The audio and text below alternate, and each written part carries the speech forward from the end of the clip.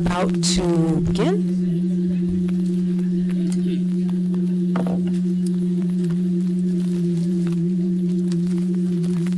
Good evening. Welcome to the Village Board meeting of March 2nd, 2026. We will be led in the Pledge of Allegiance this evening by our village clerk, Manal Desai. Please stand if you are able.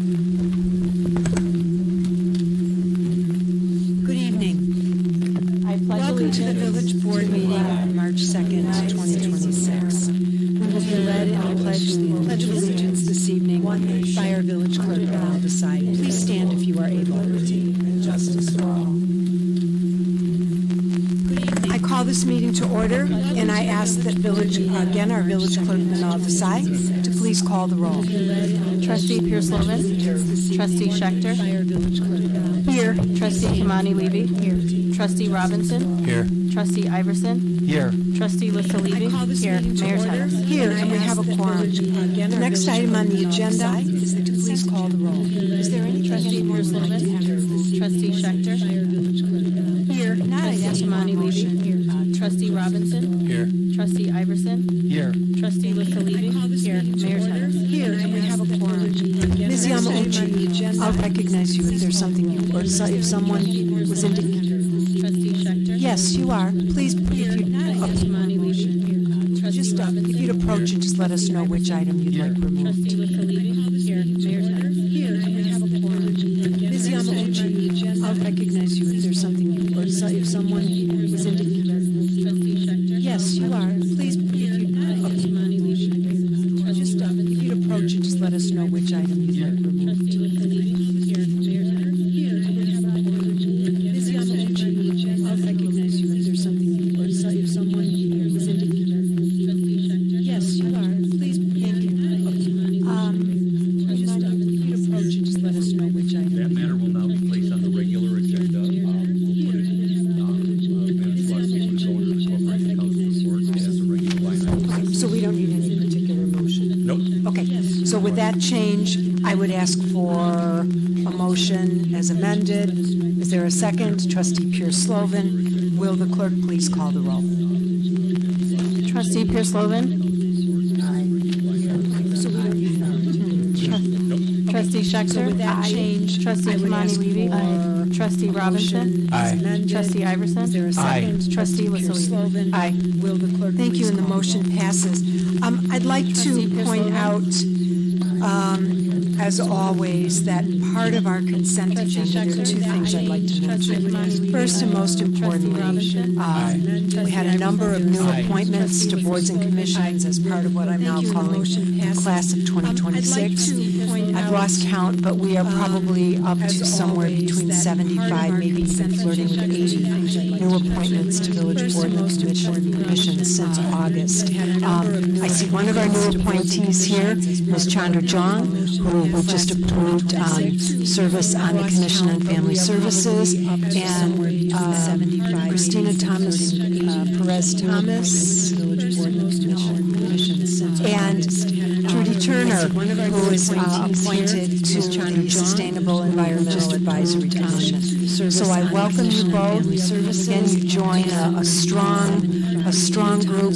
Thank you for your interest in being of service to our community.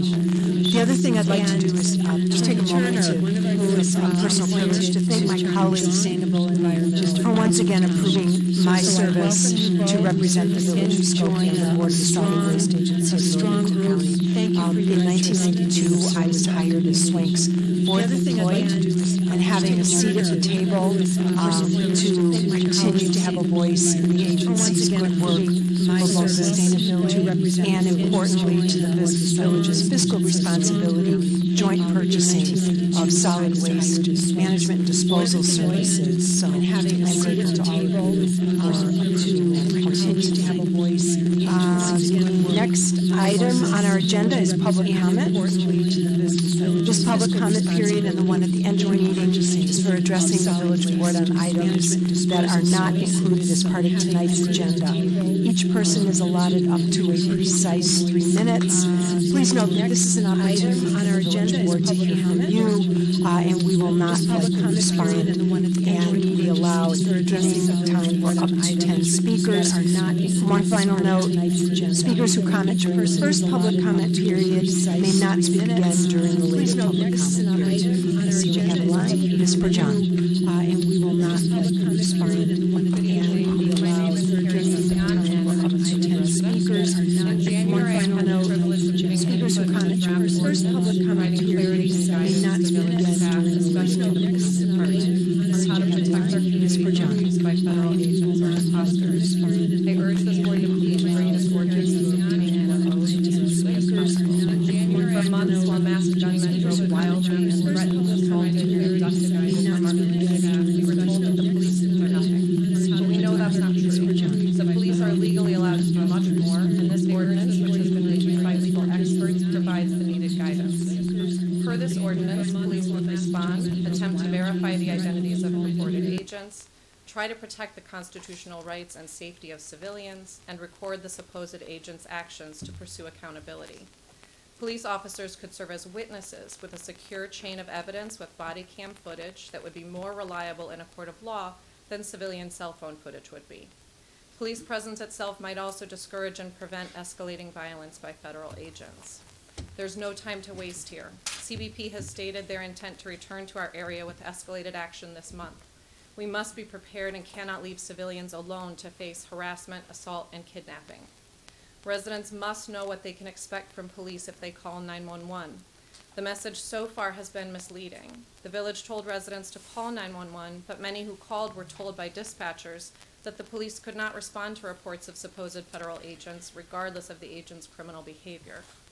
I don't need to tell you about people's incredible frustration with the lack of resistance by our elected officials to the federal administration's attacks on our rights. I'm sure you've heard it plenty, and you probably share this frustration yourselves. Now you, as our elected officials, have the opportunity to take real action to resist and prevent masked gunmen from terrorizing our communities with impunity. Despite the administration's false claims, federal officials are not immune from state prosecution. When they act outside the scope of their duties or behave in an egregious or unwarranted manner, states can and have prosecuted them. We need the police to serve as witnesses to pursue this accountability. This ordinance is a common sense approach to reduce harm in a moment of crisis. Those of us who reviewed it have widely varying opinions on policing, and yet we agree on these common sense steps right now. Nothing in this ordinance asks police to put themselves in unnecessary danger, to interfere with legal immigration enforcement, or to interfere with civilians' civil rights, including the rights of rapid responders and witnesses. The ordinance aligns with the Illinois Trust Act and could be a model for other communities to push back on this racist, fascist attack. Authoritarianism only succeeds when enough people comply. Please join the courageous residents leading this resistance and pass this ordinance into law right away. Thank you. Ms. Wolfinger. Good evening.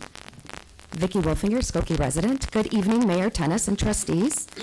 March is International Women's Month, a month when we commemorate accomplishments, contributions, and central roles that women throughout the world have played in society. It is a time to honor the women who have historically and are currently reimagining, rebuilding, and advocating for a more sustainable, inclusive, and equitable future.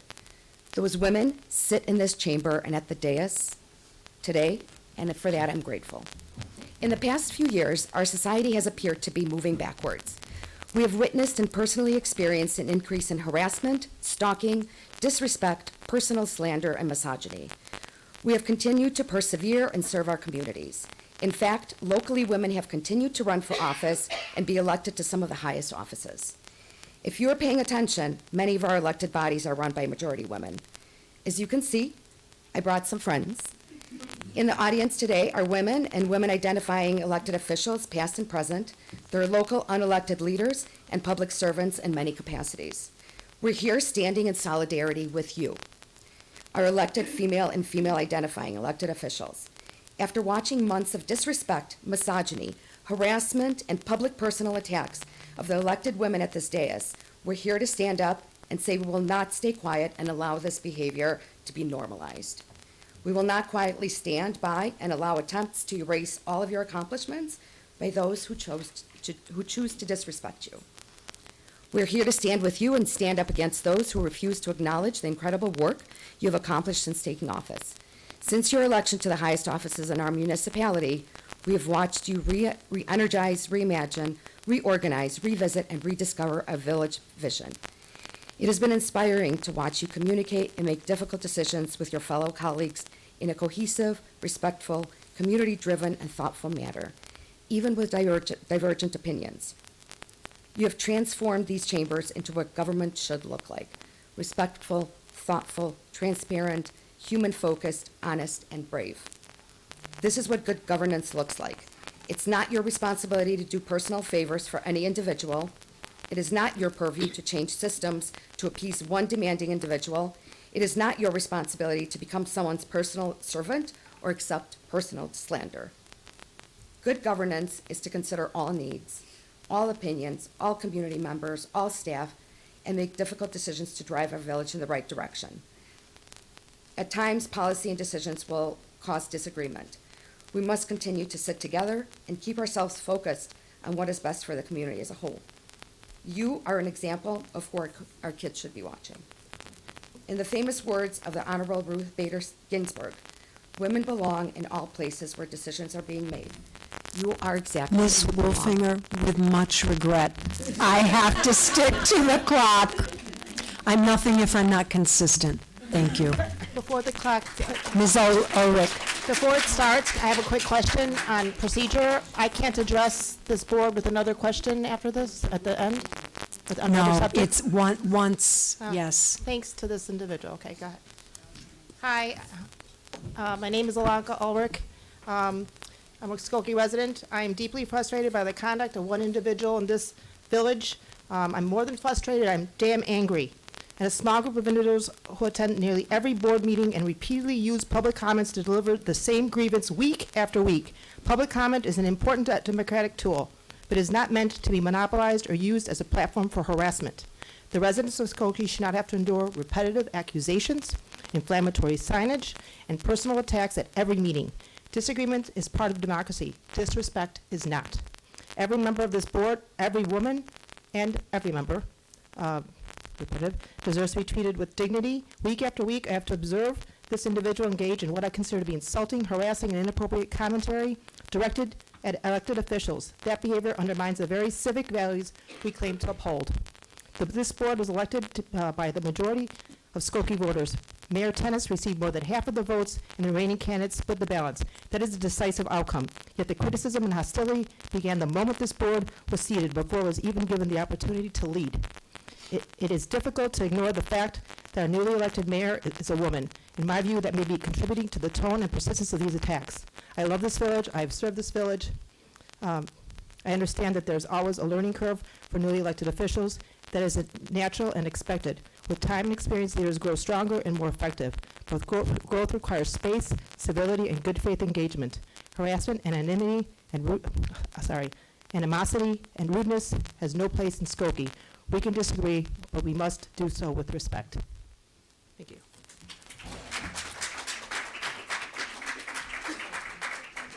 Ms. Pat. My name is Shelley Path, Skokie resident.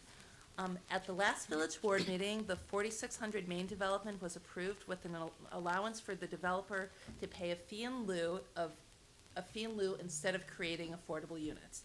As a longtime Skokie resident who has long advocated for the creation of affordable rental housing in Skokie, I was disappointed, but I was not surprised. There is no reason to expect any developer to set aside rental units at below market rates that are affordable to people making less than the area median income, which is $119,900 for a family of four, unless they are required to do so. In Skokie, unless you can afford to pay a $2,000 a month for a one-bedroom or $6,000 a month for a three-bedroom townhome, you're out of luck. Skokie rental housing consists either of these new luxury apartments only the wealthy can afford, or aging, often dilapidated 70-year-old walk-ups. But this is not the fault of the developers. This is the fault of Skokie's flawed inclusionary zoning ordinance that was passed in 2024 that gave developers a way out of actually providing affordable units. As long as the fee in lieu option exists, there is no reason to expect a developer to actually create those affordable units. And it would be unreasonable for the village board to require it because our own ordinance says that they don't have to. Village staff have repeatedly said at board meetings that builders and developers need to know what the requirements are for developing housing in Skokie, and that the shifting requests that come up during the final presentation to the board can be a barrier for developers to want to do business here. And the village board is truly committed to ensuring that there will be affordable rental units available for Skokie residents who don't earn over $100,000 a year. The only way to do that is to revisit the inclusionary zoning ordinance and amend it to actually require affordable housing. The people who live and work in Skokie and keep our village running, working in restaurants and stores, in daycare centers, schools and hospitals, in our park district, and providing village services through the village hall, all are people who dedicate their lives to working here, and they deserve to be able to live in this community too. Retirees who can no longer afford their homes or manage stairs, and young adults who want to build their lives in the Skokie they grew up in need apartments that they can afford. I urge the village board to revisit the flawed inclusionary zoning ordinance and amend it so that affordable housing can actually be created. Ms. White.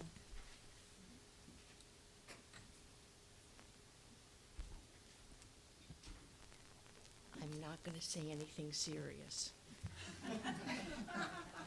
I'm Kathy White, and I also live in the village. I'm part of Go Green Skokie, and we have partnered with Oakton College to create the first City Nature Challenge in Skokie. It is an international organization and an international event that takes place internationally from April 24 through 27. It is for citizen scientists. You need to download the iNaturalist app and take your friends and your family and go find some natural areas where you can take pictures of things that live here, flora and fauna. That happens that particular weekend. The period afterwards, from April 28th to May 10, volunteers with a science background will confirm the identifications made by citizens during the collection period. And before the collection period, there will be an opportunity at Emily Oaks, I think it's the last Monday and Tuesday of March, to train with iNaturalist to get a little more confident and to decide where you're going to be going. We need volunteers. We need families. We need kids with ADHD because they're going to be fabulous at finding bugs and slugs and things. And we need some folks with a science background, and we need, thank you, and we need to have advertising. And if the district reps could get something out to their districts, that would be fabulous. I can provide what you need to send out. If we could put something in the electronic news, that would be fabulous. Anything else you can think of, that'll be fine too. I sent y'all a link to the website for our activity, and I can send you any more information that you need. Those training dates that I didn't have exact, thank you, were March 23rd and 24th at 6 p.m. at Emily Oaks. Thank you. Thank you, Ms. White. If it's okay with you, because I do have your contact information, I'll pass it along to the village manager, and someone on staff will follow up with you soon. Okay. Thanks. Before you start my talk, can I ask what number am I? You will be number 6. Oh, I just wanted to make sure. Thank you, Ms. Polka. I'll probably run out of time, but I'm gonna start by saying amen to Vicki and Alonka, and Shelley. If I could make several public comments, I would make another one. Good evening, Mayor and trustees. Back in October, a day before my own personal experience of being threatened by armed federal agents, I had the opportunity to have a discussion with a trustee who assured me they believed that police would intervene on behalf of a community member with regards to abductions of our neighbors. When I responded that no such thing was happening in Skokie or anywhere else, the response was that they believed our police are special. They thought our police would, at a minimum, confirm unknown masked persons were indeed federal authorities, ask for a warrant, and that they would get information on what was transpiring. I responded that seemed highly unlikely, even recognized that local police were in a complicated predicament, and I believe police would do nothing for two reasons. One, because there was no clarity on what they were expected to do, and two, maybe even for fear that interactions with masked agents could result in the police appearing to be members of appearing to members of the public as helping ICE. Without clear guidance and specific protocols in place for our local authorities, I was confident our local police would likely not be doing any of those things. And up to this point still, I know of no instances where they have. Months later in January, I was invited to join a group of local community members to review and provide input on a proposed ordinance that would address these very issues. October 21st was the first time I stood at this podium before you regarding taking a stance as a board on the violent abductions being conducted by federal authorities under the ICE umbrella. I'd written 2 emails to the board in the week leading up to that meeting, and imagine I do not have to remind you that that very morning I was approached in my car and threatened by 2 ICE agents, one with his hand on his gun. A little over 2 weeks prior to that encounter, there was an observer who was shot 5 times in Chicago. Much later, we learned the agent who shot her said, "It's time to get aggressive, and we're gonna make contact," before leaving his vehicle to shoot her. Something we only know now because body cam footage was more recently released. In every tragic incident I'm aware of, it has been proven later that what these federal agents have said is a lie. The danger these masked federal officials the danger is that these masked federal officials remain a threat to our community. They have stated that they plan to return to our area tenfold in the spring. They made a surprise appearance to terrorize our communities again in December. The only thing we can know for certain is we have no idea what comes tomorrow with regards to these lawless. Ms. Polka, I'm so sorry, your time is up. Please, if you haven't already, I know we did get. Oh, I did, I sent you. Okay, thank you, thank you. I'll now recognize 2 of our, are you here, are you wearing your township hats? Well, no, not really. Okay, okay. We're here in solidarity to you, Mayor, and to all of the female trustees. Would you- By the way, I'm Peggy Tollison, Niles Township trustee. This is Marie Benjamin, Niles Township trustee. We know what a difficult job that you have, and it doesn't help when you have vitriolic statements being thrown at you. We just wanted to say thank you for your service to the community. Our job is easy. All we do at Township is help people, so nobody has a problem with that. But here it's a little bit different. We appreciate everything that you do. Thank you for your service. We know the personal price that you do pay. Thank you so much. Thank you. Mr. Dalka. Good evening. I'd like to start my remarks this evening by thanking Trustee Robinson for, I'm sorry, this person's being rude and disrupting my talk. I would ask, if I may, just for decorum in the room, if our friends would please be seated. Thank you. We'll restart the clock, please. Thank you, Mayor. Thank you. Okay. I would like to start my comments by thanking Trustee Robinson for his diligent work on the 9301 corner where there's an overgrown bush. That bush was recently cut to the ground. It was not dug out, however. It blocks, you know, those things there. So I'd like to see a four-way stop sign there, because the Jane Stenson parents don't stop at that corner regularly. My car has been hit almost 5 times in the past year due to the reckless texting drivers that go through Jane Stenson School on a daily basis. With that, I need to say to the other trustees, good things happen when we meet together in person. Trustee Kamani Levy, Trustee Gail Schechter, Trustee Slovin,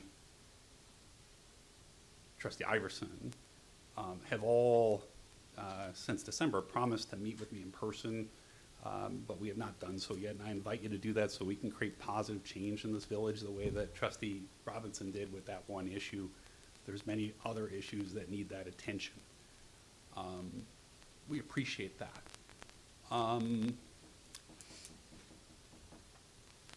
Moving onward, today the village website had inaccurate information on the website.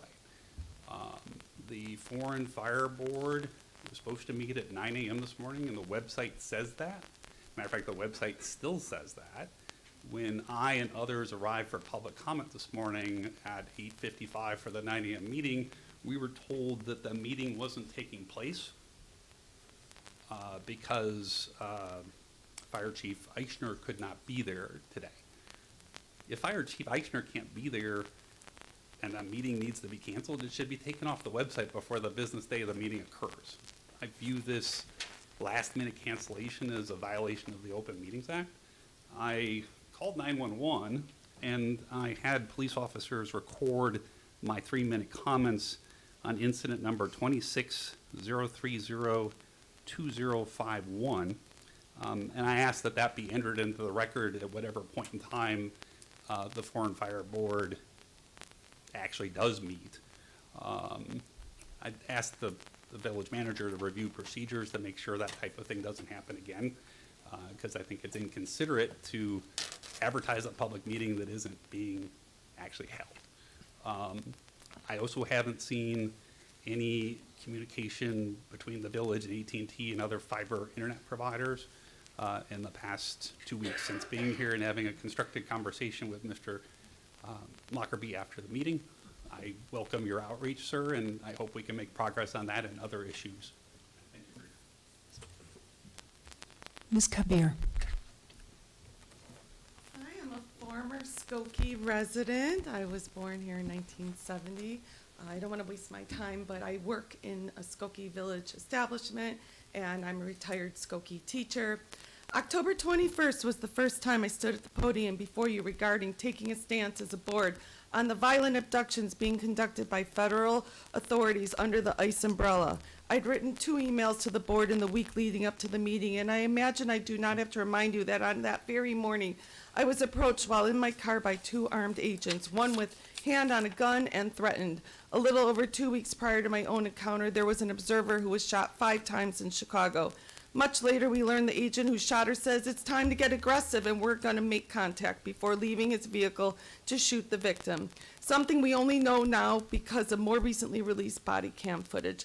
In every tragic incident, I'm aware it has been proven later that the federal officials have lied about the circumstances surrounding those scenarios, including 3 shootings in January, 2 that resulted in murders of observers in Minnesota. Not all of these agents use body cameras. The danger of these masked federal officials remains a threat to our community. They have stated that they plan to return to our area tenfold in the spring. For the election, they made a surprising appearance to terrorize our communities in mid-December. The only thing we can know for certain is we have no idea what comes tomorrow with regards to these lawless, dangerous, and terrorizing operations. While I understand that local authorities cannot interfere with immigration enforcement actions, we must do more to protect our community and ensure there is accountability for the very real lawlessness resulting in abductions, physical injury, and even murder of people on our streets. Up until now, those tasks have been shouldered by ordinary members of our community armed with whistles and phones to record activity. Local authorities can and must do more. They simply need the guidance and clear protocols on how to do so. The proposed ordinance provides clear guidance and protocols on how local authorities, specifically police, should respond within the law while not interfering with federal immigration enforcement. The intent is to empower our police to contribute to public safety in extraordinary times where I realize what can be done is limited, but the answer should not be, as it seems to have been to this point, to do nothing. There is nothing in the proposed ordinance that suggests that any local authority put themselves into extraordinary danger. The ordinance would also provide clarity to our community with reasonable protocols for local authorities spelled out that are intended to reduce harm while our community is being terrorized. The ordinance was carefully written and reviewed by legal experts with the intent to protect members of our community and police while ensuring it is aligned with the Trust Act and simultaneously could not be reasonably construed as interference with immigration enforcement. Please bring the proposed ordinance before the board for a discussion and a vote. Ms. Kabir, I'm so sorry, your time is up. Thank you. Is there anyone else who would like to address the village board during this public comment period time? Yes, I see someone in the back. Ms. Van Hees. Hi, Rachel Van Hoos. Sorry, tensions are high. I really wanted to come say thank you to the mayor, Trustee Schechter, Melissa, the social worker at the village, and everybody who's put many hours into helping an elderly friend of ours who was hit as a pedestrian in December. She's an usher at the North Shore Center for Performing Arts, and she's back home now, and people at the village have really spent hours talking to her and helping her. And then I wanted to bring up separate Oakton Street in general and its appearance. I realize now, going back 3 years, Mr. Lockerbie remembers my comment about the broken window psychology of what our children have to walk past. And being that 73.5 is talking about actually taking the buses away for our junior high kids, it's proposing.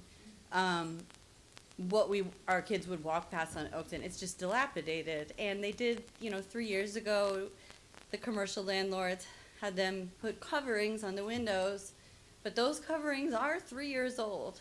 Anybody can take a stroll down Oakton east of the train tracks and see the crumbling, tattered paper and, what's behind it. It's just, if we could, as a village, do something to bring up the optics of what our kids have to walk by to go to the park, please.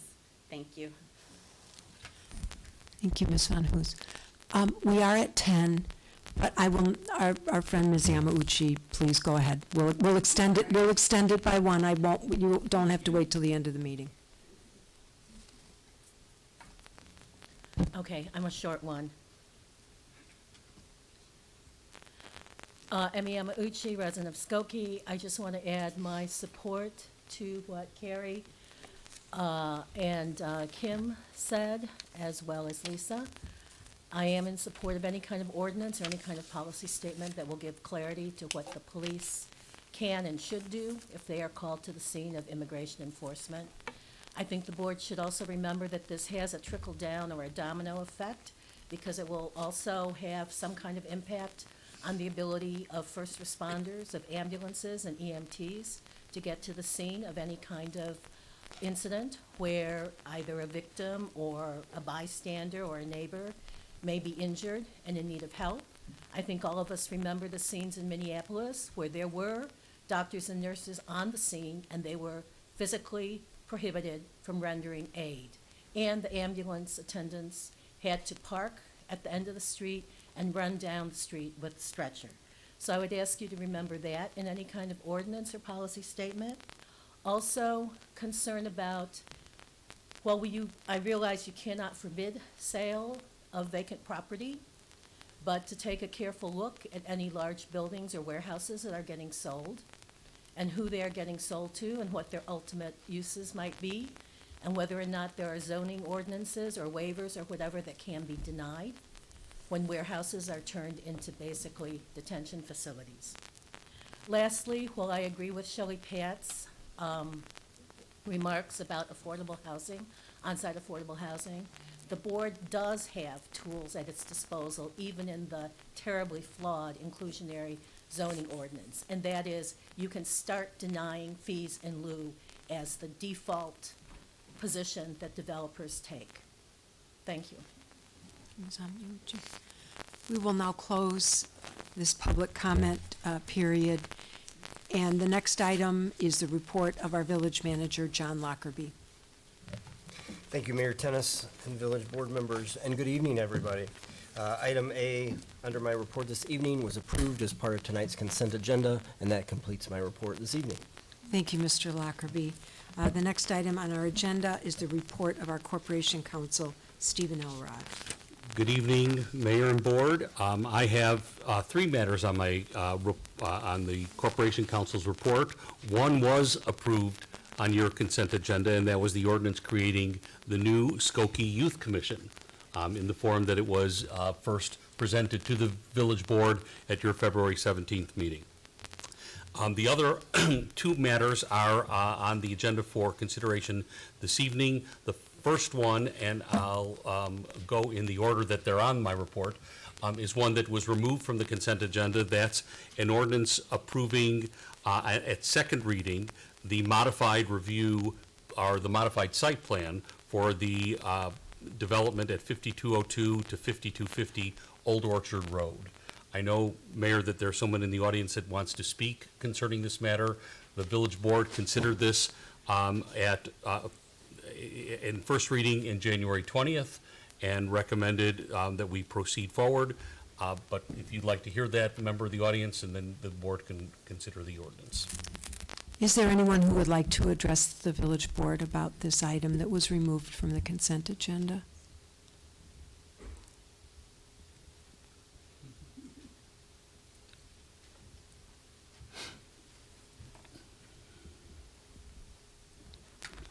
Ms. Yamauchi.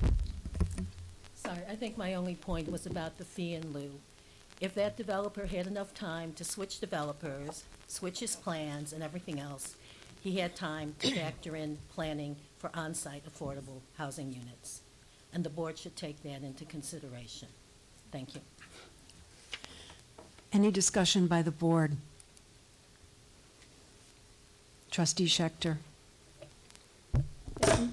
Speaking as somebody who, of course, believes in on-site affordable housing, and the reason that I feel that it's better to take the fee in lieu in this case is that we had no ordinance when 5250 came to us. So we're not obligated to ask, that developer's under no obligation. Number two, it was, to me, the height of hypocrisy that this, because he knew coming in there that this board was considering I wouldn't even call it inclusionary zoning. It's called an affordable housing ordinance. So that's a piece to Ms. Pat. Yes, we need an actual inclusionary ordinance as in mixed income housing and in the zoning code, but we have this affordable housing ordinance, but we were considering an affordable housing ordinance. So the developer knew we were looking at that and that it would be politically palatable. But what they did was they said, okay, we'll do affordable housing, but at 120% of the area median income, which is actually quite high.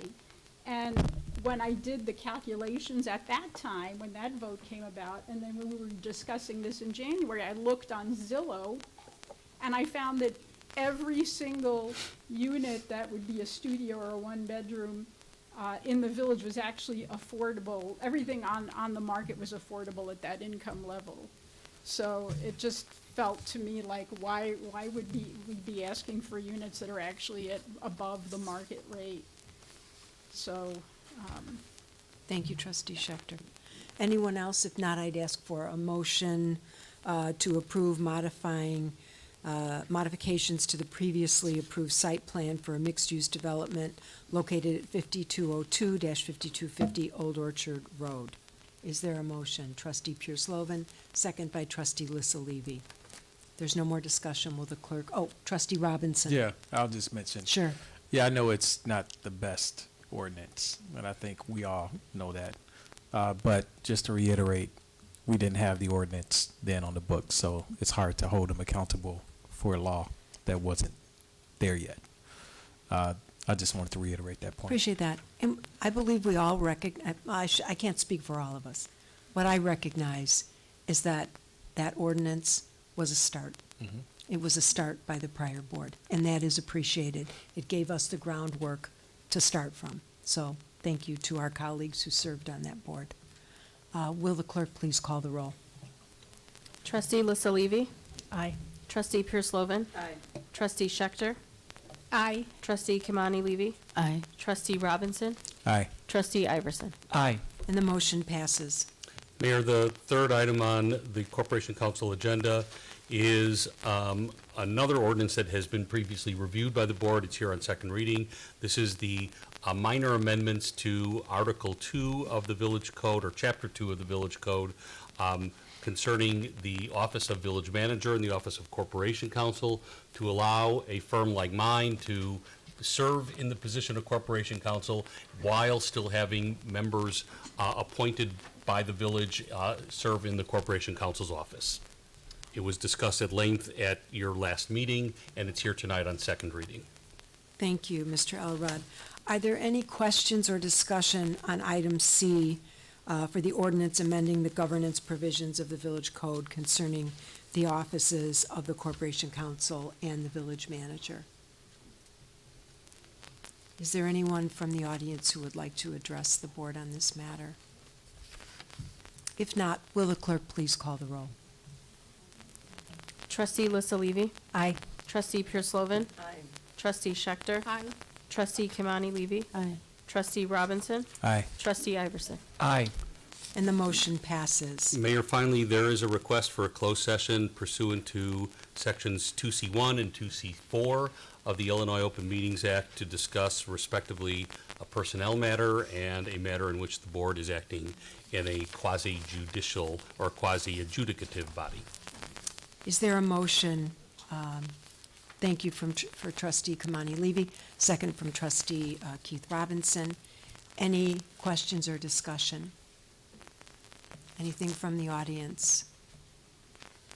Okay, there being none, will the clerk please call the roll? Trustee Lissa Levy. Aye. Trustee Pierce Lovan. Aye. Trustee Schechter. Aye. Trustee Kimani Levy. Aye. Trustee Robinson. Aye. Trustee Iverson. Aye. Thank you, and the motion passes. Mayor, that completes my report. Thank you, Mr. Elrod. Before we go to our final public comment session, I realized that I was remiss at the very beginning of this meeting. After we approved the consent agenda, I acknowledged two of our new commissioners. I now realize, and I couldn't quite see her, there was a third one who was in the audience. Dr. Alyssa Kritzman, who is a new resident to Skokie. She is a veterinarian, and we are delighted that she, in addition to her busy schedule, she will be serving on our Board of Health and providing that unique perspective to help enrich and round out our Board of Health's work and considerations. So I regret that I didn't acknowledge her when she was here, but we will reach out to her and ask her to view the tape. How about that? Okay. So the last item on our agenda, oh, yes, please. Can I speak under new business? Yes, sure. It's, Mayor and trustees, I would like to make a motion to introduce the ordinance pertaining to local authority and public safety during immigration enforcement activity. I feel we need an ordinance that will protect our residents, our workers, our students, our worshipers, and our visitors. This ordinance will establish clear expectations, guidance, and support of our police officers during federal immigration enforcement activity. This ordinance is affirmative. It is about what the police can do rather than what they will not do, as this village is already codified.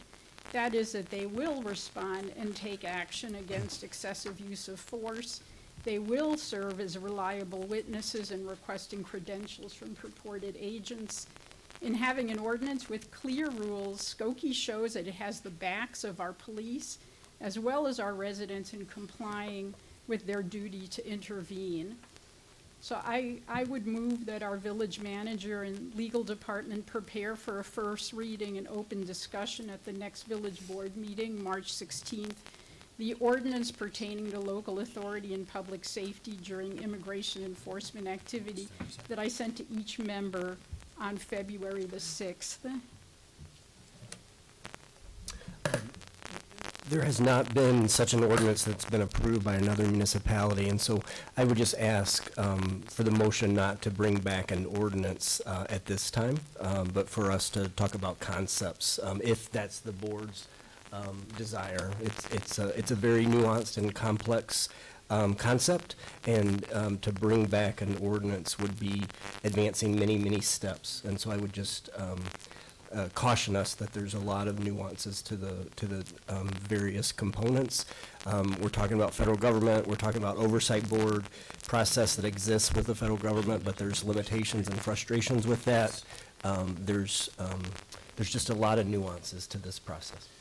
I mean, I just want to say there is an ordinance that I sent to you and Mayor Tennis and each of the trustees. It's a complete ordinance. It was meant for a discussion and any edits for introduction. We were hoping at this meeting. And given that there's no other way for a trustee to introduce policy, the hope is that by introducing something in writing that's in the packet, we can then have an open discussion about it. It was written with legal help from Northwestern law professor Sheila Betty, who works with the city of Chicago, ACLU, attorneys, and some residents. I would like to be allowed to make a motion. Your motion has been made. We'll sit on it for this moment. Mr. Elrod? So the motion, if seconded, would be in order. You're not acting on anything tonight. However, I do concur with the concerns of the village manager about actually having an ordinance versus having a discussion. I've seen various drafts of the ordinance I believe Trustee Schechter is referring to, and I know that there's concern in the municipal law world about the scope and breadth of the ordinance, and especially in an Article 5 managerial form of government, such as the one under which Skokie operates. But I'm not saying that can't be resolved. I think it would be a good practice to, instead of putting something on an agenda for first reading, to put something on an agenda for discussion, whether it's at a board meeting or a committee of the whole meeting. I agree with that. Trustee well, is there a second? I'll second. Okay, Yeah. Trustee Keith Robinson. Trustee Robinson, did you have a comment? I was going to second the motion. Okay. Is there discussion by the board? Trustee Lissa Levy. Yeah, I think we're hearing overwhelmingly from the community that we need something codified in place, and discussion, I think discussion is warranted, but I don't think that should be a delay tactic, and I don't think that we have room right now to, we don't have room right now to prevaricate. So if we need to discuss it at a meeting of the whole, or if we need to discuss it tonight or whatever, I think that we need to discuss it, and we need to discuss it on the record as soon as possible. We have people coming to the meeting, we have people writing to us, we have people calling us. People are freaked out, rightly so. We know ICE is coming back. We know they intend to terrorize our community. Skokie already has a target on its back, and it is our duty as leaders of this village to figure this out as soon as possible. And I think that next meeting is a little long, because then we have we wouldn't, even if it went for first reading at our next meeting, then we couldn't take action until April anyway. So We can always, I'm sorry to interrupt you, we can always waive second read. Okay. That is always the prerogative of the board. I mean, if we need a week for more legal review or more discussion, okay, but I would say that by next meeting, we really need to have our ducks in a row on this one. Trustee Pierce Slovan. So, first of all, I take offense by inferring that this is a delay tactic. I didn't like that word, and I just wanted to tell you, because I didn't hear it from anybody here on the board. I do believe we need to do something, but I also think that there's a process, and it needs to be reviewed by our village attorney. I'm not comfortable ever codifying anything that hasn't been reviewed. I think that there are questions that should be raised, and we have to be very careful about what we're about to do, because I don't think that this is an easy ordinance. It's one that should be done. I'm not suggesting that I'm not in favor of it, but I think that the process and how we do things is also what the village looks to us to do, to make sure that we're doing it legally. Thank you. Any other comments?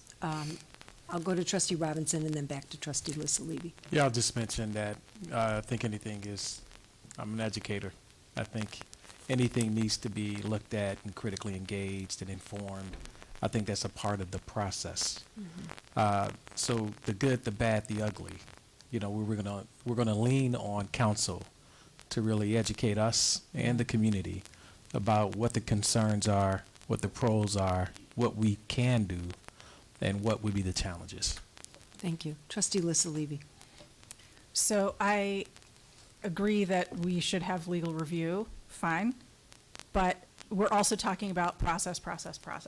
Okay, what is the process? We need to codify that. So that may be a side note for how we're gonna do things, but I think the point that trustee Schechter made of how does a trustee introduce legislation or ordinances, if we need to work on that process, we absolutely need to work on that process. We need to know what that is. We don't want to come up here and blindside anybody, and we don't want to come up here and speak, you know, ill information. So I think that we also, if we're working on this ICE ordinance, then we should also be getting on the agenda codifying what the process is for introducing legislation. Thank you. Trustee Iverson, yeah, okay. Thank you, Mayor. I wanted to point out that I'm really grateful that you brought this up and seconded it, because this is something that we absolutely need to discuss. I wanted to use this opportunity of new business to mention, because we voted on the changes to our code for the legal staff. I was happy with the legal staff when we started this job, and I'm even happier with it now. I think you've been a fantastic asset in the meetings that I've attended, and so that input's going to be extremely important, because this is a legal question. The goals of that ordinance that I feel are very well written, but the question is, are the goals achievable? I think we need to really seriously consider what are the objectives we want to achieve, and what is the best way to achieve those objectives without weighing the pros and the cons of what we're looking at, because there are many cons as well as benefits to what's being proposed. And I wanted to mention the importance that we seriously consider our legal staff, and then also the interests of our departments, especially the police department. Other comments? Yes, trustee Pierce-Logan. I had to think this through. So this is my second term as a trustee, so I don't feel that I have that much experience, but I'm 5 years into it. And in the past, and maybe this isn't, when we as trustees wanted to see an ordinance, we would bring it to this board, we would suggest what we were looking for, and then we would send it back to the legal team and in working with the village manager to create the ordinance. I think I'm having a little difficulty with the process. Maybe it's allowed for somebody to write an ordinance on behalf of the village. I think would like some clarification there. That's not my previous experience. I'm not suggesting that I know better. I don't. That's not my previous experience, but it seems to me that when we want an ordinance or we want indemnify something, we've always discussed it as a group, come up with the points that we would like to make within it, and then we would send it to legal counsel to create it, and then it comes back to us. So, can you help us process Yeah, that? I certainly can. I think maybe there's semantics, because I'm hearing where the majority of the board is. And maybe the clarification is not necessarily that we're putting an ordinance, that we have an ordinance already, but we have a concept, maybe even an outline.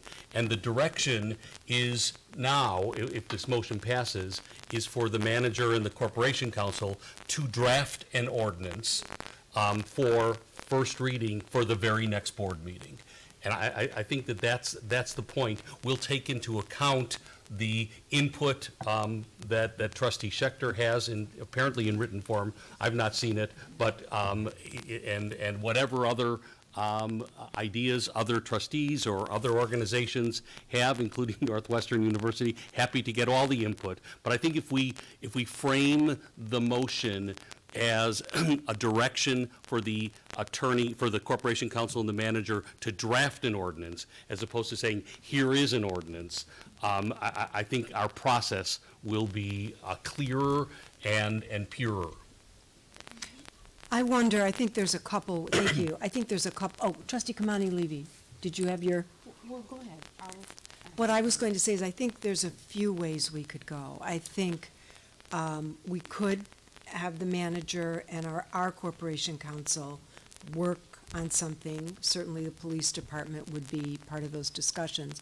I wonder if we should discuss it. We're scheduled to discuss video gaming at our committee of the whole meeting on March 16th. I wonder instead if we bump that for our next meeting and instead discuss the draft ordinance. I think this ordinance or rules, whatever shape it takes, I think is going to warrant more consideration and discussion. And I know I've seen that we have great discussions at the dais here, but at the committee of the whole meetings, it allows us more time. We're not under the pressure of a layered an agenda with multiple items to get through. So that would be my recommendation, that we let our staff do their work. Of course, they're going to need to bring in our police department, and then to discuss whether it's a draft ordinance, draft rules, whatever they bring to us at our committee of the whole on Monday, March 16th. Trustee Robinson. Yeah, I'm just going to offer, I think, these situations, I think, is a perfect opportunity to be very collaborative. Mm-hmm. And what does that collaboration look like? It's not just a group of people writing an ordinance. No. But I appreciate the notion. It's something, it's direction, it's guidance, but I think it's the voice of the whole community. Yes. So giving the whole community an opportunity to provide input and professional staff to provide input. So I think this is a longer discussion, and I get Trustee Levy. I don't want to look at this or kick the can down the road, but I also want this to be something done well, something intentional, and something that can hold, with integrity, that we all feel good about. And when I say all, not just us, all the community. And our police. And our Everybody. police and our staff. Yeah. Trustee Kamani Levy, did you have something? No, I think your comment about using the time that we have later in the month trumps what I was going to ask, because, with, I was wondering how do we do it? How do we logistically do it? Do we just one-on-one read this, or what that was going to look like? But if we use the meeting of the whole, as a whole, then I want to pause for a moment, just one moment, Trustee Schechter and Trustee Liz Levy. If we do discuss this at the committee of the whole, can we expect to have something in draft in advance? I'm asking our village manager. I'm putting you on the spot, forgive me. So at this moment in time, what I have seen, I would have to recommend the board not approving that ordinance the way it's written. It puts village employees in legal jeopardy as individuals. It puts the organization in liability concerns. There are numerous layers and nuances that I would have to recommend non-approval. Understood, but my question is, can you take that, add other data, add, with the opinion of our corporation counsel, and provide us with something in advance of our discussion? Absolutely, we will do our best. The village board over the years has taken multiple actions and has codified many things as it relates to this. And so what is being talked about is going even further. And as I stated, unfortunately, these are horrible times, difficult situations for individuals, for families, for communities, for employers, and for municipalities and state government under the realm of the federal government. And so I wish there was a magic solution that could be discussed, but there will absolutely be a discussion framed, but the next steps or actions that this board can take in providing very direct direction to village employees is very difficult to put into the village code. May I ask, just to stay on that for a moment and reflect on the council manager form of government, is that something that we as a board, clearly we can give you direction, Absolutely. right? That's within our purview. So let me give an example. So our police department and our police officers are governed by policies and procedures. We have hundreds and hundreds of pages of policies and procedures that govern our police officers as they carry guns and they maintain their safety as well as all of our safety, the residents and the people who visit our community and do business in our community. So there's hundreds and hundreds of pages of policies and procedures, and those are trained on, hours and hours every year of training. And when those policies are developed, they're developed with expertise. They're developed with legal review. They're reviewed through the chain of command of the police department, and so there's a process. And I think a good example of that is the use of force. When the use of force policy was reviewed a number of years ago and refined, there was actually a process that went through the Public Safety Commission of the community. And so 16 community groups were invited in and to provide input over a series of meetings over months to tell us and tell that commission what their experiences have been, what their thoughts are, how we can refine and be better. That is always the village's organization's goal, is to do better, to refine, and to be able to serve the community and the needs that are ahead of us.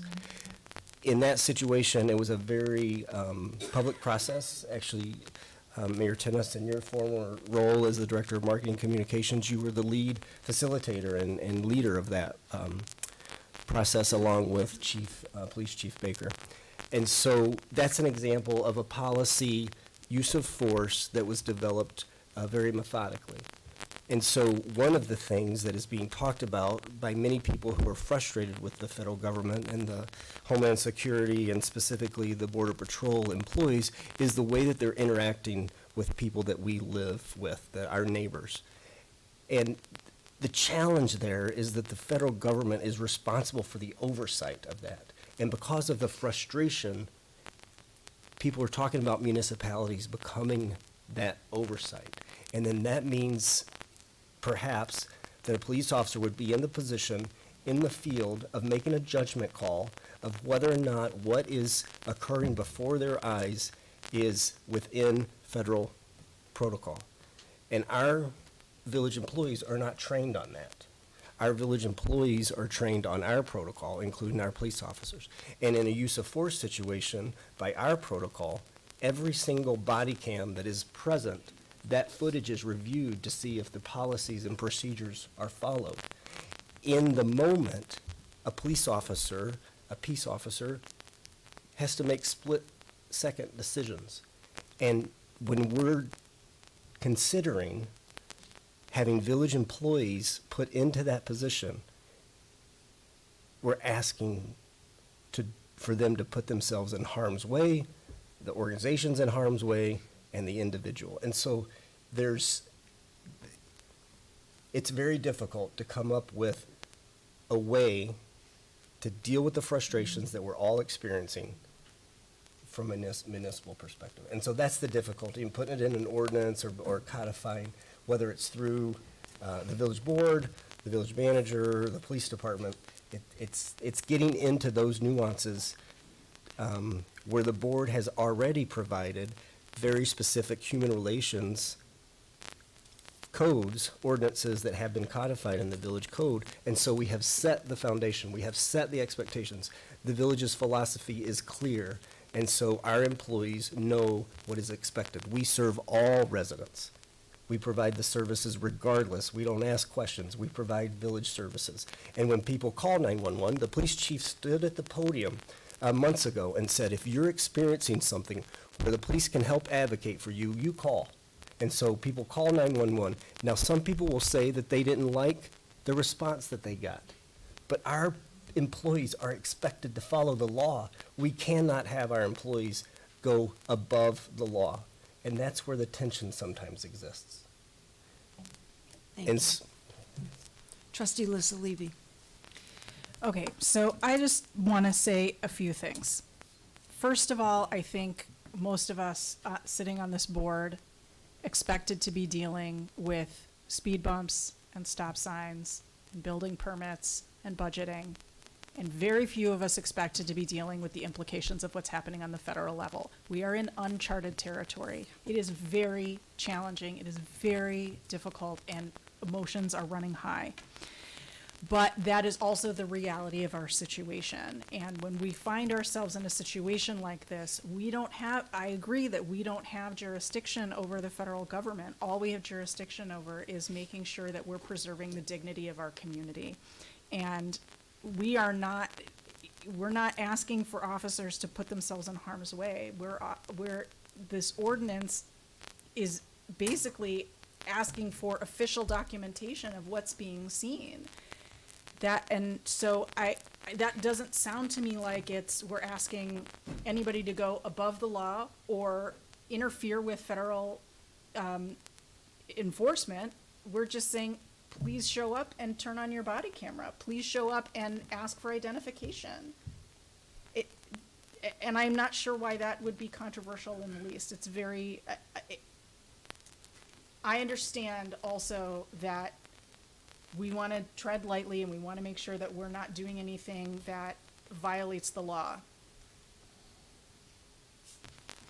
But we're also dealing with a total situation of utter lawlessness. So what are we left with if we abandon our own dignity? Trustee Schechter. Yeah, thank you. And John, I appreciated, Mr. Lockerbie, I appreciated your perspective and what you're seeing is sort of overseeing the, police department.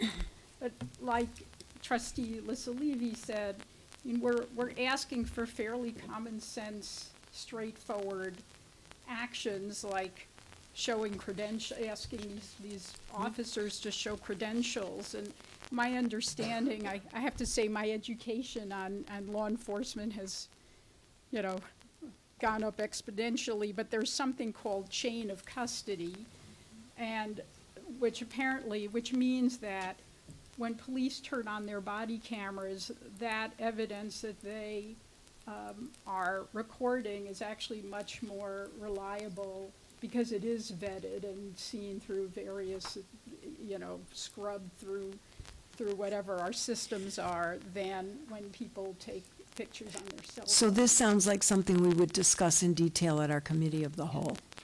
So what I would ask Trustee Schechter, before I finish what I would like to say in response to you is, to our guests, we allow up to 5 comments when there's an action item. So I'd ask those of you who may, Ms. Pat, you would be our last speaker.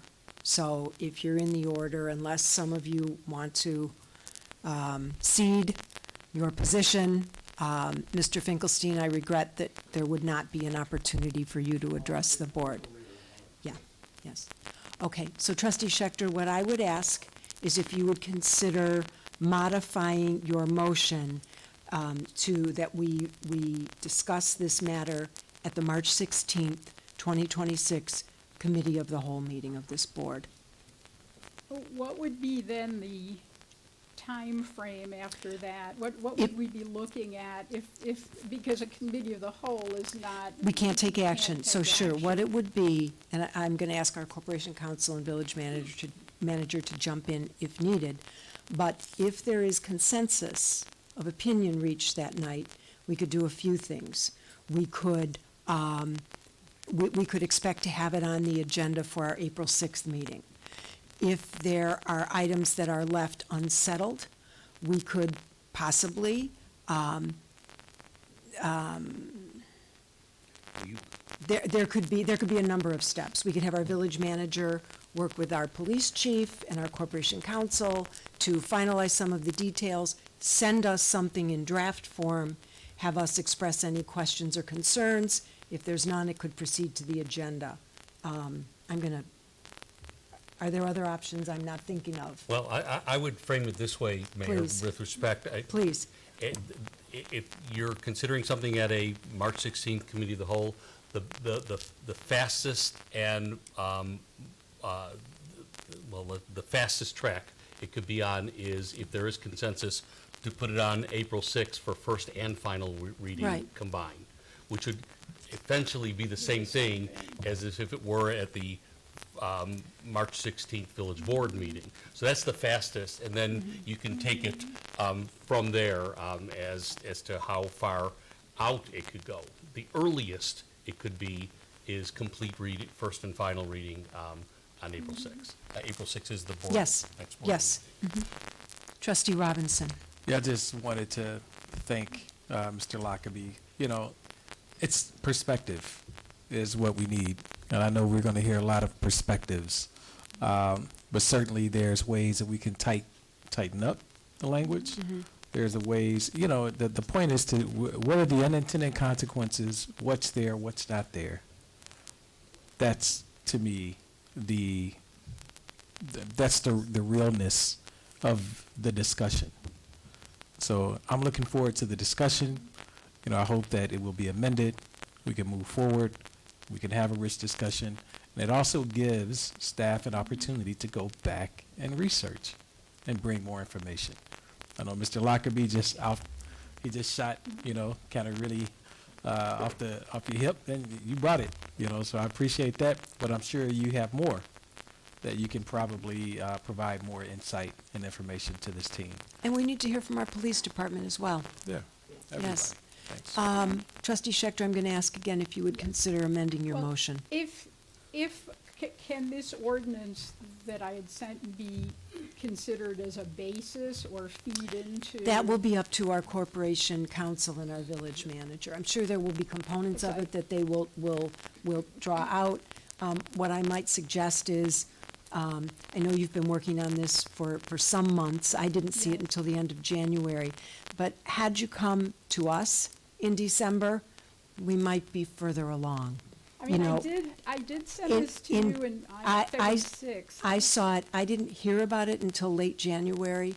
I first saw it on February 6th. But what I would suggest is, had you started with us in December, we might be further along. So, again, I'll ask, will you please consider modifying your motion so that we will discuss the issue at our March 16th Committee of the Whole?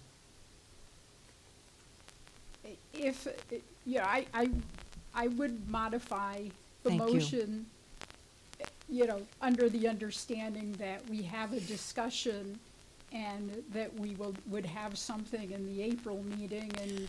And that's gonna you know, and I would like to make sure that all of the issues.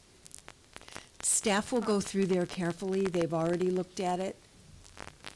Steve, yeah. John, Yeah, I have not, but I'll make sure that ordinance is part of the package. I mean, Yeah. If you're asking me to draft something, I'm gonna draft something based on my knowledge and my understanding of the way in which the village operates. And in terms of, a guarantee that there would be something on the agenda for April, again, we're hearing from the community. It seems that there is some measure of consensus on the board, but that is going to, I don't know that we can guarantee that as we sit here. What we can guarantee is that, a couple of things, our corporation council and our village manager, in concert with our police department, will give this due consideration and bring something back to us for discussion on March 16th. We can also guarantee that we, as the elected officials in this community, will have a robust discussion and we will give it our due consideration. Beyond that, I don't think we can say, at the end of that, we're gonna be done, and it will, I think it wouldn't be prudent to guarantee that. I don't think that is a guarantee. I think the guarantee is, we'll have something, we will discuss it in good faith, and that's our hope and our expectation, but we'll have to see where that discussion goes. Okay, I'm amenable to make So, a motion. you've modified your motion. I'm not sure how to word it at this Well, point. Trust- I would ask for our I- corporation counsel to It's simply jump in. her motion, but the March 16th Committee of the Whole, as opposed to the March 16th Village Board meeting. And you'll now need the seconder to see if he agrees, which is Trustee Robinson. Trustee Robinson agrees. Okay. So now you have a modified motion on Yep. the floor. Okay. We will now, thank you for your patience to our community members who have been standing. Ms. Polka. Two things. With all due respect, Mayor, I voted for you, but I feel like I really have to say this. I feel like the previous board operated with a permission structure, where if somebody wanted to bring something to the board, they discussed it here. The corporation council and the mayor had a discussion. They then came up with the policy.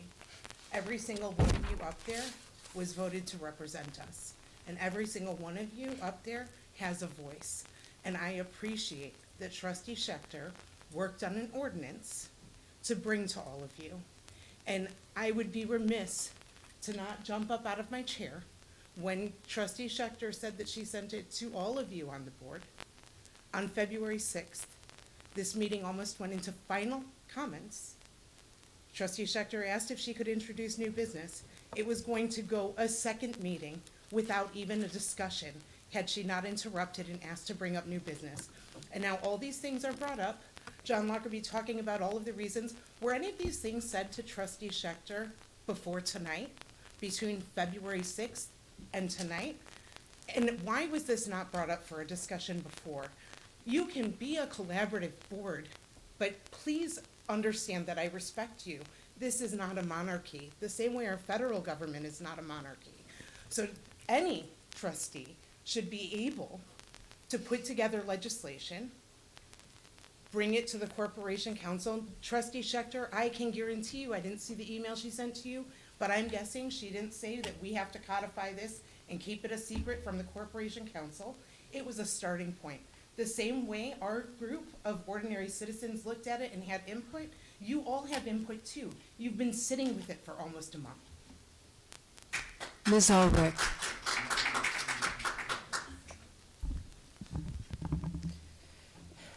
First, I want to address Trustee Slovan. These are not normal times. We do not have the luxury of time as we do in passing an ordinance for jaywalking or for dog ordinance. I too was a trustee for 8 years, and what's good about this group is that you can bring things up like Trustee Schechter did and work on it. She has a voice now, and I love what you do, but with all due respect, you have a lot to learn if you think you can't just bring something up in emergency times. Mr. Lockerbie, you've said in the past that there's nothing we can do when they come here with judicial warrants. I haven't seen any judicial warrants. I don't think you know what's going on. My friend Jennifer Moriarty, who a long time ago, about 15 years ago, we worked together at a law firm. We're both lawyers. She was taken by ICE because she saw somebody getting their head smashed on October 31st on Asbury Street. She's not a rapid responder. She was just walking to her house. She got arrested. She was detained. There was no federal warrant. When those gardeners are there, I've been in the presence of federal agents. When those gardeners are taken, they don't have federal warrants. When you say things like, we're put in legal jeopardy, they're not doing their job. They're breaking the law.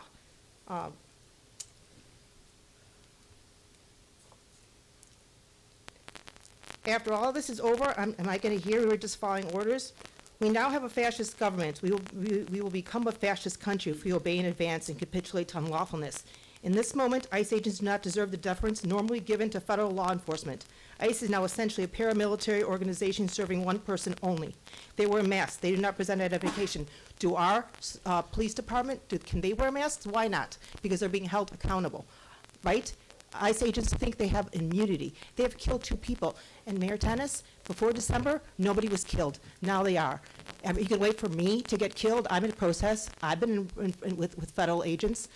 Are they going to throw chemical weapons that are not even allowed in warfare?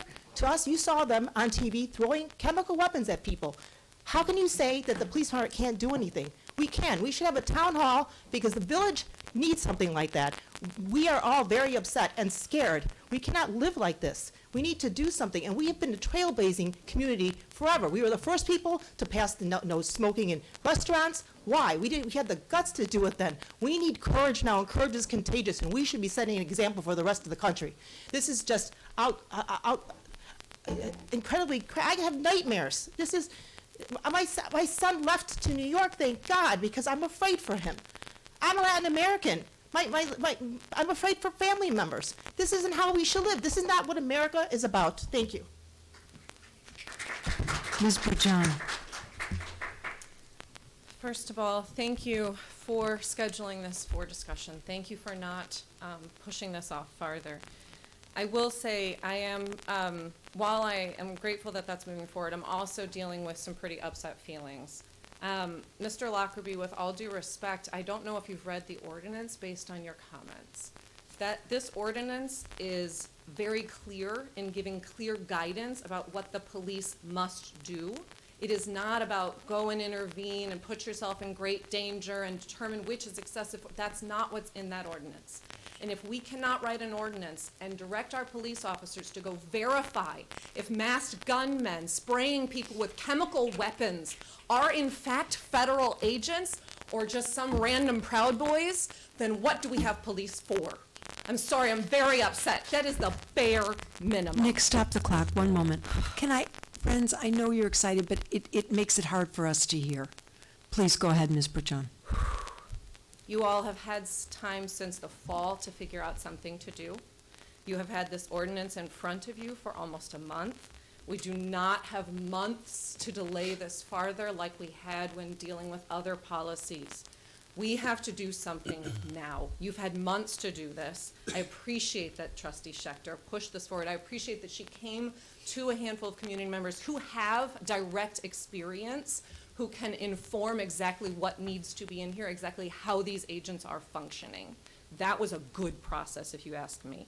Yes, we need to be thoughtful, but delays will result in more destroyed lives, more lost lives. We cannot afford to delay. That sentiment is a privilege we do not have. These are not normal times. This administration does not care about the law at all. They do whatever they want. We cannot hem and haw over the details of liability and precedent and this ordinance and that. We can't do that. We don't have time for that. Yes, we should check our ducks, dot our I's, cross our T's, but we have to act. We cannot get caught up. This side over here is breaking every law, doing whatever they want, while this side hems and haws over the details. And we will be rolled over, and we will become an authoritarian dictatorship if that is how we approach this. We have to be bold. We have to, if the ordinance that gets passed is challenged legally, so be it. So be it. We have to step out there and do something. The public is depending on you to do everything you can to use every tool at your disposal. Do not leave anything on the table. Do not water this down and put forward a nothing burger that doesn't protect anyone, please. Do not. I and so many have had to come to grips over and over again in these times with the fact that doing the right thing means putting ourselves in legal jeopardy and physical, sometimes mortal danger. That is what these times have put us all into if we are actually living our consciences. So if you are too worried about Ms. someone's Burjan, I'm so liability- sorry, but your time I'm is sorry, up. that's not a privilege we have. Mr. Dalka. Good evening. One of the biggest challenges Skokie faces is executing things after we pass ordinances.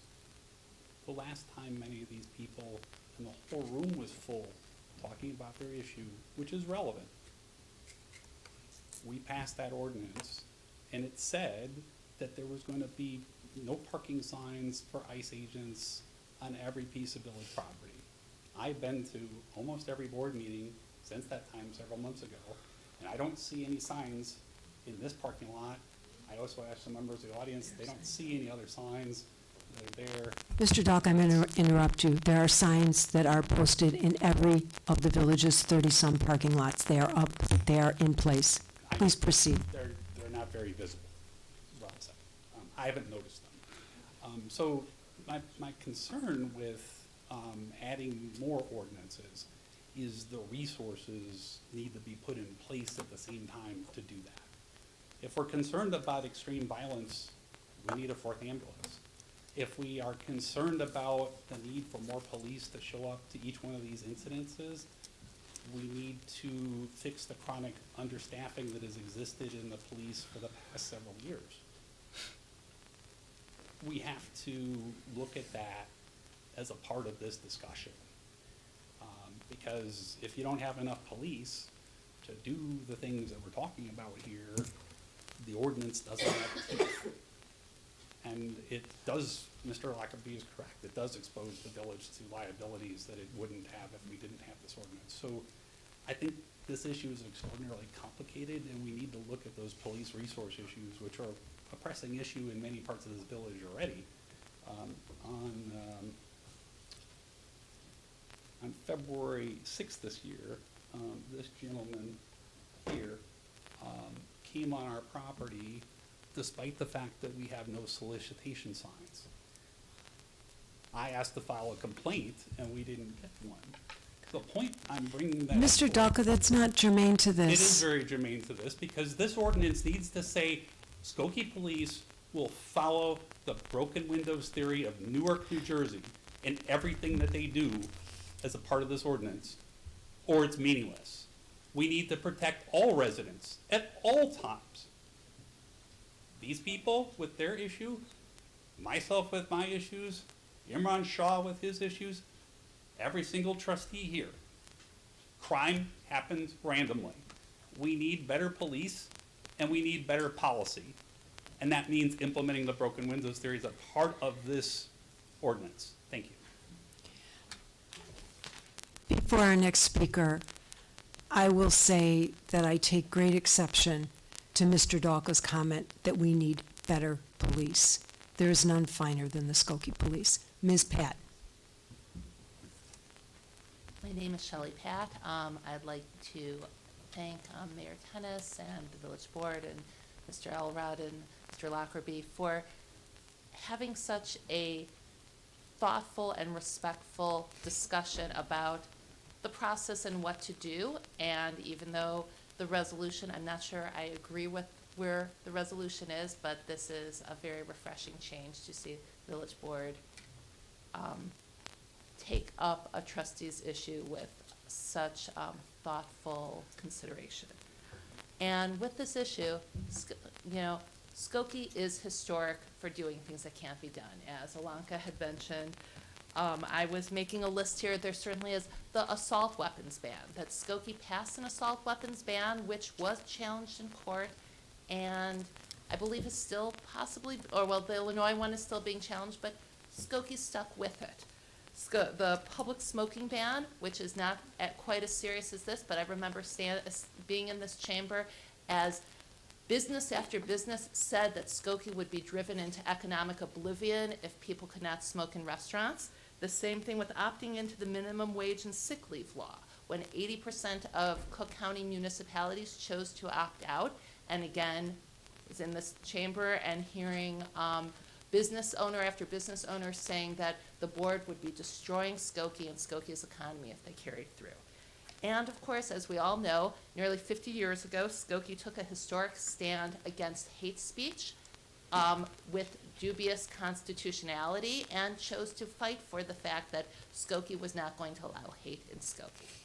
And I definitely understand the concerns about liability and safety and also respect for our police officers. And I've got to say, Mr. Lockerbie, really great thinking on your feet there, and that was a very good speech as you were trying to come up with all of these different things that have to be taken into consideration. But as other speakers mentioned, we are not in normal times. As Trustee Lissa Levy mentioned, none of you came to this expecting to have to deal with federal law enforcement and a unaccountable secret police force and how that would impact municipalities. But now, these are the times we were given, and it's time to do something. Thank you. We'll close our public comment period for this action item, and I would ask for our clerk to please call the roll. Trustee Lissa Levy. Aye. Trustee Pierce-Lovan. Aye. Trustee Schechter. Aye. Trustee Kimani Levy. Aye. Trustee Robinson. Aye. Trustee Iverson. Aye. Thank you. The motion passes, and we will discuss this matter at our Committee of the Whole meeting on Monday, March 16th, 2 weeks from this evening. That meeting begins at 5:30? 5:30. 5:30 p.m. And video gaming will be discussed at a date to be determined.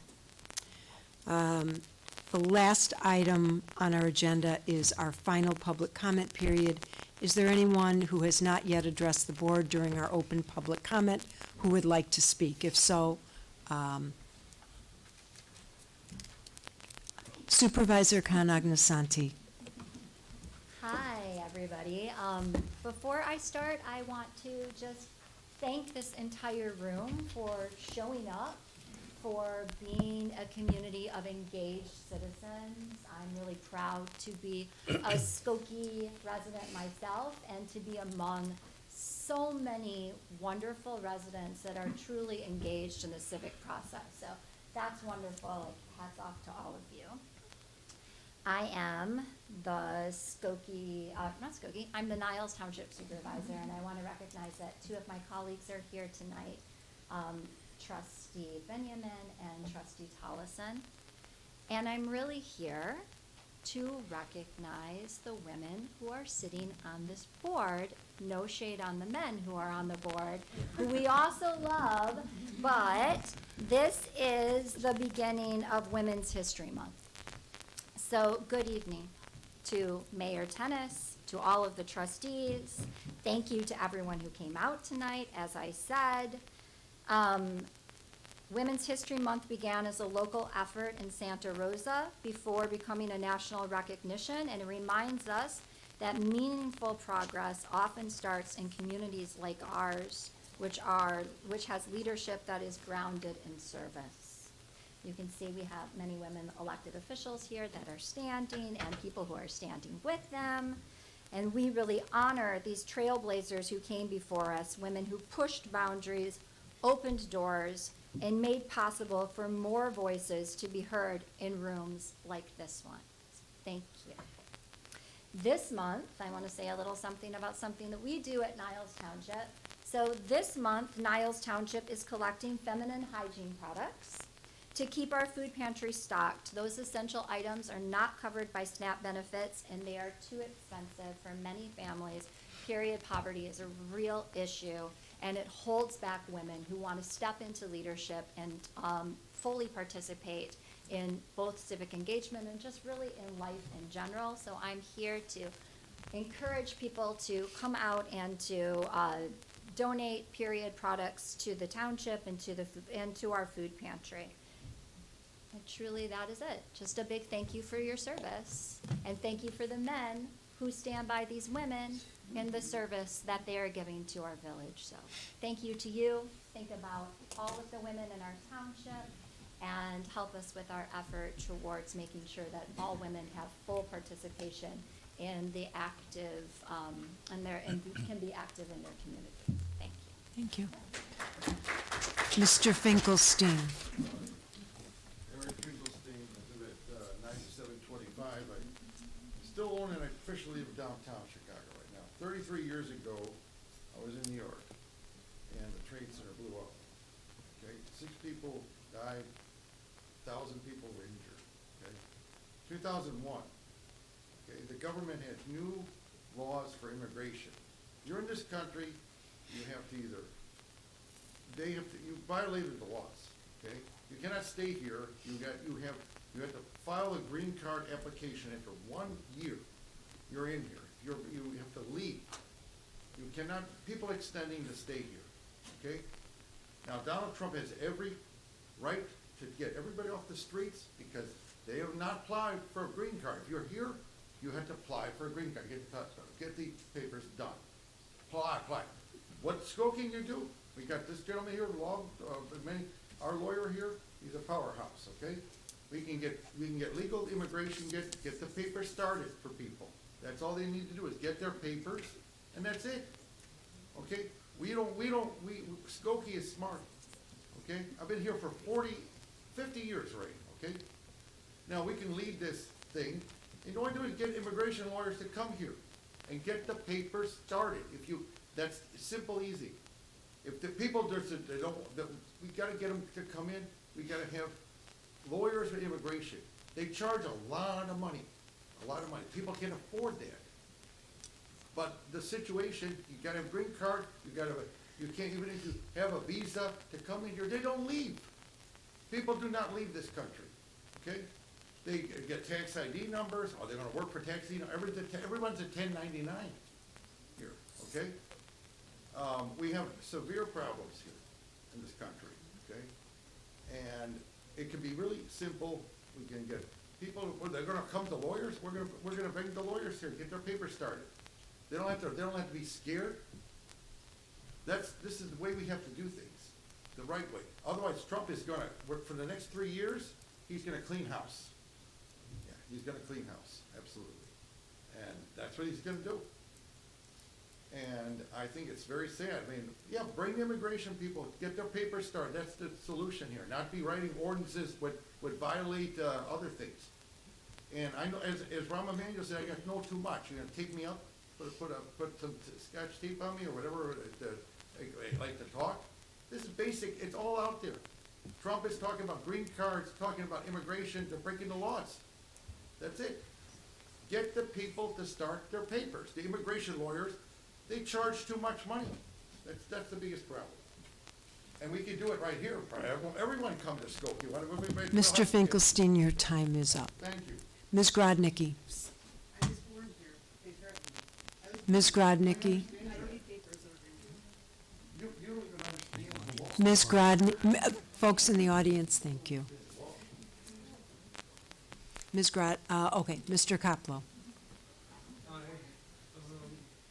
Mike Koplow, Skokie resident, registered voter. In response to what the gentleman just said, one of the most dangerous places is the places where you fill out your paperwork. Agents are working for them there, waiting for them there. What you're saying just makes no sense at all. And it's completely arbitrary who's being arrested. If you're a person of color, they're more likely to go after you. But if you're not the main target and you're getting in their way, it doesn't matter if you're of color or transparent. I think in an ideal world, yes, everyone would have their papers, everyone would be legal. I apologize for that last wording, suggesting that some people aren't legal, sorry, but it's, what you're saying is just absurd. You go to an immigration office to fill out your forms, they are waiting for you there. Ms. Kabir, with regret, I have to stop you. We do have a policy that if a member of the community addresses us at our first open session, they're not able to address us again. Thank you for your understanding. Ms. Grodnicki.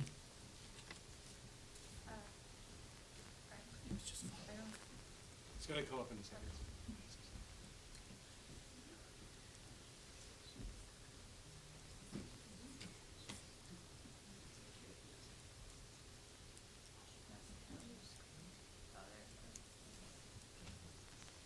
Okay, so I have been talking about this for a while because it's taken me a long time to get through all these slides, but I took out a lot of the animations, right? We have this build-up in the atmosphere of the energy from the sun that can't escape because of all of the greenhouse gas emissions that we're putting in there. One of the things I recommended was better planning, and I was specifically talking about these new developments that are coming in, and they have lots of people coming in, but how far is it going to, how far do they have to drive? Are they going to drive, right? And does the building have compost? Does it have recycling? Do people know how to use the different waste streams? So in other words, when you are considering developments, please consider how much is it going to add to our CO2 emissions, our waste stream costs, the wear and tear on our roads, and are these costs actually balanced by the revenue that it will bring in? We can start sequestering carbon dioxide. On the other hand, we can plant more trees and arrange for them to be watered, which we are not currently doing, but Park Ridge actually has a truck with a tank of water and goes around and waters them.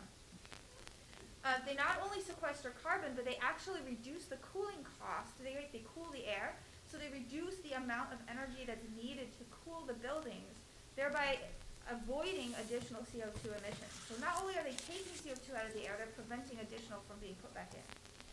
Another thing we can do, and this is something that is called for in our sustainability plan, replace turf grass with natives.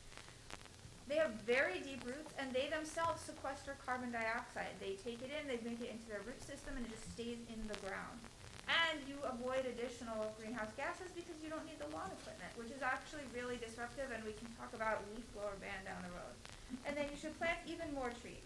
So one of the hurdles to the things I've been suggesting about, especially with building codes, not many builders know how to do what I'm suggesting. Some do, but not many. Most of our infrastructure is already laid out. So we have to be careful of where we're putting new developments. The Appearance Commission doesn't consider the importance of sustainability features. I have a story about that, but the mayor is also aware of it.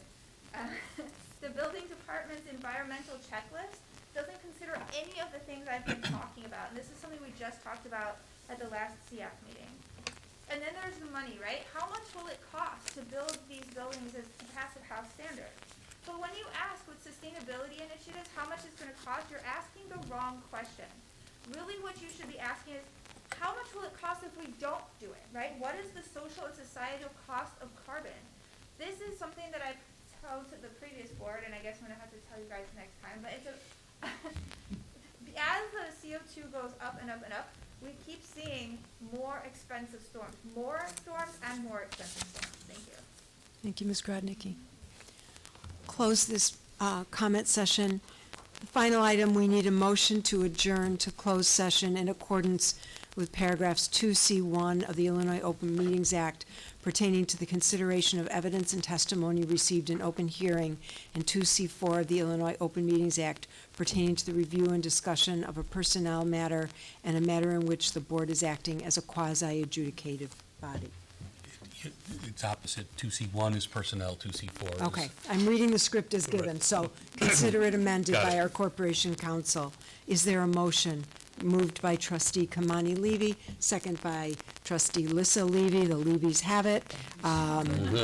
Any questions or discussion? Will the clerk please call the roll? Trustee Lissa Levy. Aye. Trustee Pierce Lovan. Aye. Trustee Schechter. Aye. Trustee Kimani Levy. Aye. Trustee Robinson. Aye. Trustee Iverson. Aye. Thank you. The motion passes. We will move